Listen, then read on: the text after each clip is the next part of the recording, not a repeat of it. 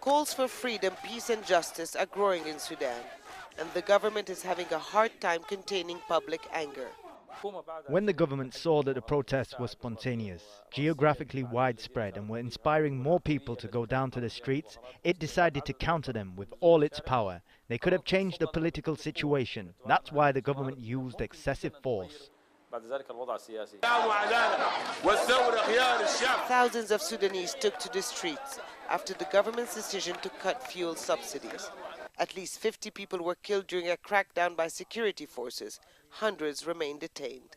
Omar al-Bashir has never faced such a serious challenge to his government since he took power 24 years ago, because opposition to his rule is not only coming from the streets anymore, but from within his own party as well.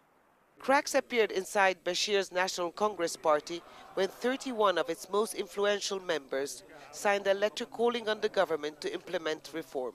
The move was spearheaded by longtime NCP member Ghazi Salahuddin. I think tension is mounting, is increasing in the country, and these divisions we talked about earlier and these polarizations, as it were, exist, and they tend to intensify. So you have to let out the pressure. If you don't do that, if you don't have a political recipe in addressing those issues, the country can easily descend into chaos. The memorandum was seen by many as a warning to the government, stating that, quote, its legitimacy was never put into question as it is today. But the government was quick to dismiss the initiative.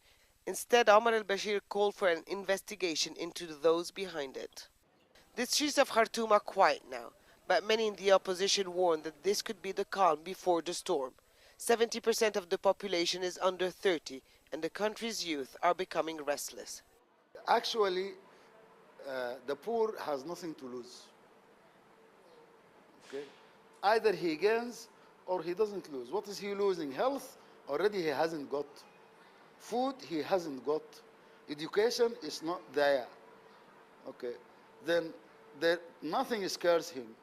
So far, the military has kept to the sidelines. Many here say they don't want the generals involved in their struggle. But if demands for change are not met soon, civil unrest will only grow. Huda Abdul Hamid, Al Jazeera, Khartoum.